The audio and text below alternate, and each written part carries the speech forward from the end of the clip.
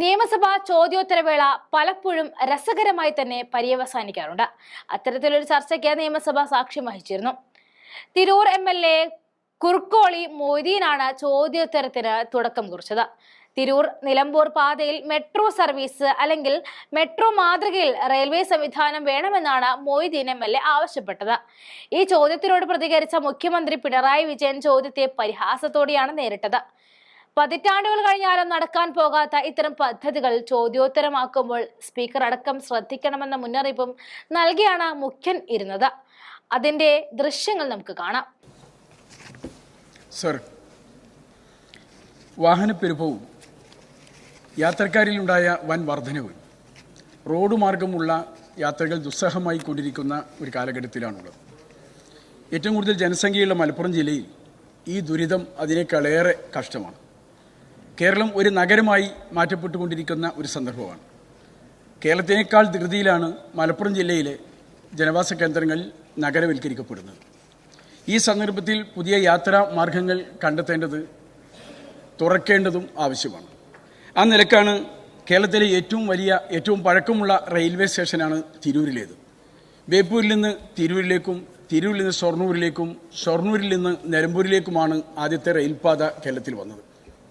ആ തിരൂരിനെയും ആ നിലമ്പൂരിനെയും ബന്ധിപ്പിച്ചുകൊണ്ട് ഏറ്റവും കൂടുതൽ ജനസാന്ദ്രതയുള്ള മലപ്പുറം ജില്ലയിൽ അതുവഴി മെട്രോ മാതൃകയിൽ ഒരു റെയിൽവേ ലൈൻ പണിയുകയാണ് എങ്കിൽ യാത്ര ദൂരം കുറയും, ചെലവ് കുറയും, സമയം ലാഭിക്കാൻ കഴിയും.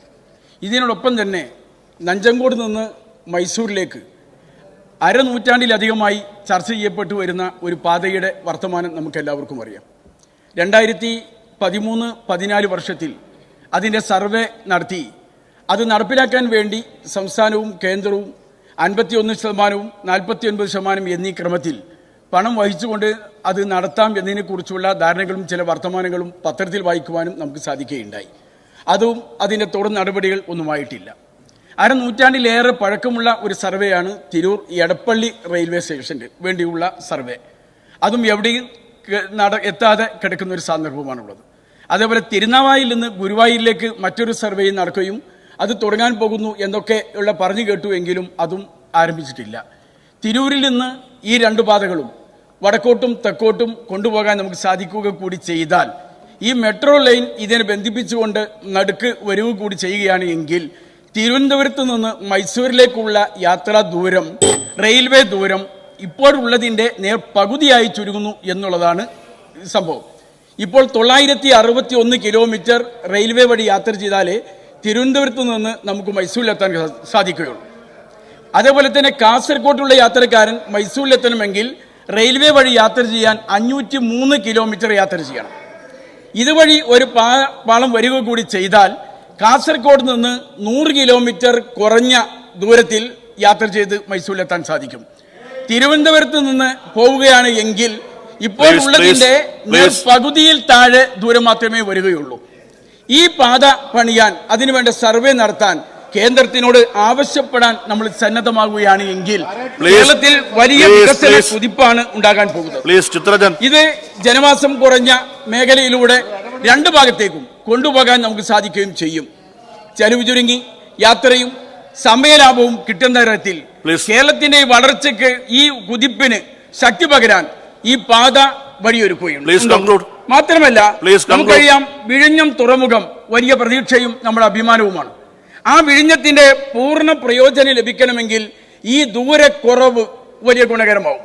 മാത്രമല്ല നമുക്ക് വാണിജ്യ, വിദ്യാഭ്യാസ, തൊഴിൽ, ആരോഗ്യ മേഖലയിൽ ഉണ്ടാകുന്ന കുതിപ്പും ആയതുകൊണ്ട് ഇങ്ങനെ ഒരു റെയിൽവേ പാതയ്ക്ക് വേണ്ടിയുള്ള സർവേ നടത്താൻ കേന്ദ്രത്തിനോട് ആവശ്യപ്പെടുകയും അതിനുവേണ്ട എല്ലാ സഹകരണം ചെയ്യാൻ തയ്യാറാകണം എന്നാവശ്യപ്പെട്ടുകൊണ്ടാണ് ഈ ശ്രദ്ധ ക്ഷണിക്കൽ. ഞാൻ ബഹുമാനപ്പെട്ട മുഖ്യമന്ത്രി. സർ, ഒരംഗത്തിന് ഏത് കാര്യവും ഉന്നയിക്കാൻ അവകാശമുണ്ട് എന്നുള്ളതിനോട് ഞാനും യോജിക്കുകയാണ്. പക്ഷേ ഇതൊക്കെ വേണോ എന്നുള്ളത് അംഗം നിയമസഭാ സെക്രട്ടേറിയറ്റും ആലോചിക്കുന്നത് നന്നായിരിക്കും. അടുത്ത ദശാബ്ദമൊന്നും ഈ ഗവൺമെൻറ് ആയാലും ഇനി ഏതെങ്കിലും കാലത്ത് മാറി ഗവൺമെൻറ് വരുന്നുണ്ടെങ്കിൽ ആ ഗവൺമെൻറ് ആയാലും വരാൻ സാധ്യതയില്ലാത്ത ഒരു മെട്രോ ലൈനിനെ കുറിച്ചാണ് ഇവിടെ പറഞ്ഞിട്ടുള്ളത്. ഒരു സർക്കാരിൻ്റെയും ആലോചനയിൽ ഇല്ലാത്ത വിഷയമാണിത്.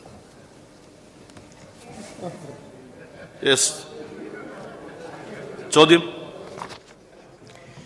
നെഞ്ചങ്കോട് റെയിൽവേ സ്റ്റേഷന് വേണ്ടി കേന്ദ്രവും സംസ്ഥാനവും 49%, 51% എന്നീ രീതിയിൽ പണം ചെലവഴിച്ചുകൊണ്ട് പണി നടത്തിയതിനെ കുറിച്ചുള്ള Yes. വാർത്തകൾ വന്നിരുന്നു.